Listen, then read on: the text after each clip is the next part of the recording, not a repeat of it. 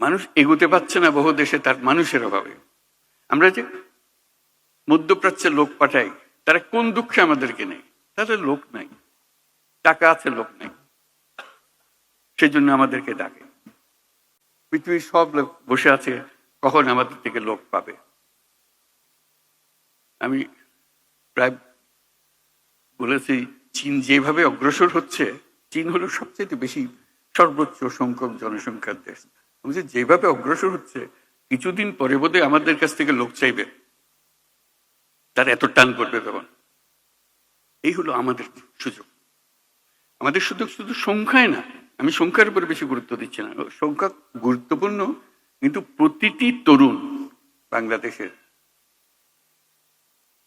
মহাশক্তি, মহাপ্রচন্ড শক্তি। সেই তারুণ্য বিশ্ব জয় করতে পারে। সেই তারুণ্য আমাদের যত রকমের অভাব আছে, যত রকমের ঘাটতি আছে, তার চাইতে অনেক বেশি সে নিয়ে আসতে পারে। সে সম্পূর্ণ ভিন্ন এক প্রজন্ম।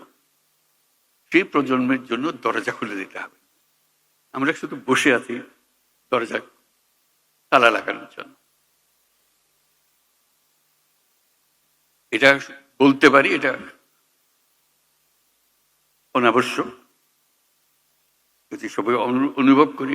আমাদের তারুণ্য জুলাই মাসে যা দেখিয়েছে, আগস্ট মাসে যা দেখিয়েছে, সেটা তো পৃথিবীর একটা অনন্য দৃষ্টান্ত। এটা সাধারণ একটা ঘটনা না, যেরকম করে অন্য দেশে বিপ্লব হয়, এই হয়। এই বিপ্লব কোথাও হয় নাই। তার প্রতিটি জিনিস যদি আপনারা বিচারে বসেন, দেখবেন যে এটা প্রতিটি দিক থেকে অনন্য।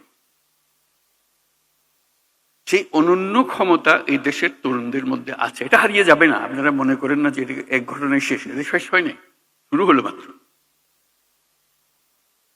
কাজেই সেইভাবে আমাদেরকে এই তরুণদের সুযোগ দিতে হবে।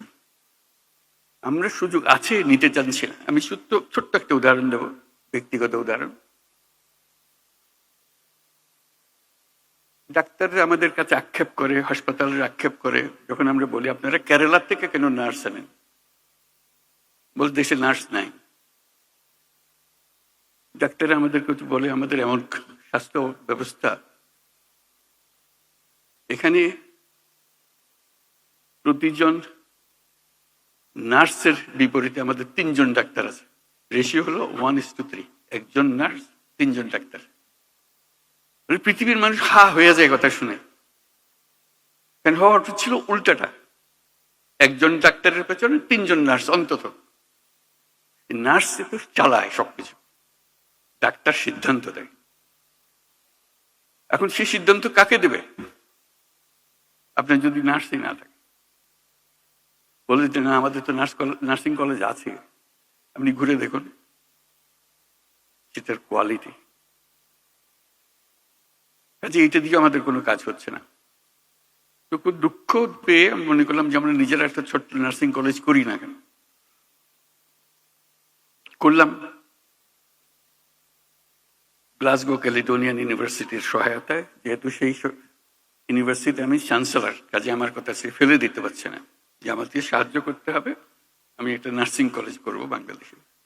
পুরোপুরি সাহায্যটা করলো এবং চমৎকার একটা নার্সিং কলেজ তৈরি হলো। মাত্র 40 জন মেয়ে নিয়ে আমরা শুরু করেছিলাম, গ্রামীণ ব্যাংকের মেয়ে, পরিবারের মেয়ে, যাতে গরিব ঘরের মেয়ে। আমরা নার্সিং যখন বানাবো অন্যদের দেবো কেন, গরিব ঘরের মেয়েদের দেবো। সে ইংরেজির একটা অক্ষর সে বলতে পারে না, কোন রকমের লেখাপড়া শিখেছে, আমরা তাকে দিলাম। তার নার্সিং ডিগ্রি পাওয়ার আগেই তার টুকুর ইংরেজি, আন্তর্জাতিক মজলিসে এসে বক্তৃতা করে, তার ভবিষ্যৎ কি রেখে সেগুলো নিয়ে কথা বলে। আজকে সেই নার্সিং কলেজ বড় কলেজে পরিণত হয়েছে।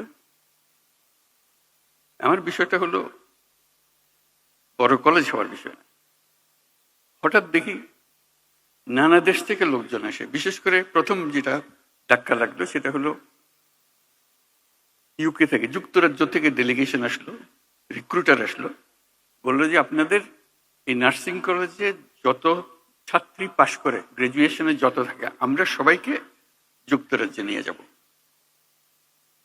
আপনাদেরকে অফার দিলাম।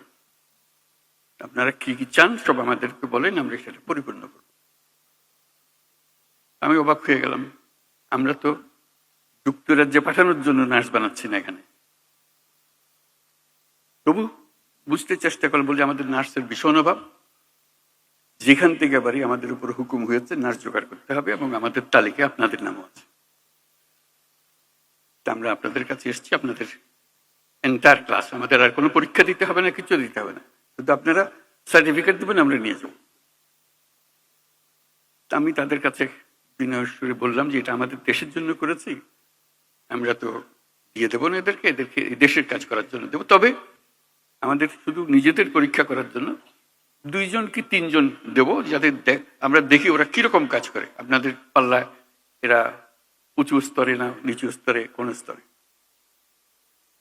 বলছি না, সেটা পরীক্ষা করতে হবে না, সেই পরীক্ষা আমরা ইতিমধ্যে করে ফেলেছি, যা যা আমাদের দরকার আপনারা যত চান দিতে পারেন।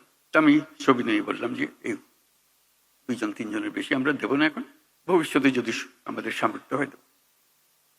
এটাতে খুব আনন্দ উপভোগ করলাম যে আমরা যেটা বাংলাদেশের জন্য করছি সেটা ইউকে তো তার একটা ডিমান্ড আছে, চাহিদা আছে, আমরা দরখাস্ত নিয়ে ঘুরছি না, তারা আমাদের কাছে আসছে। কিছুদিন পরে দেখি জাপান থেকে আরেক ডেলিগেশন, তারা আমাদের নার্স চায়, সবাইকে চায়।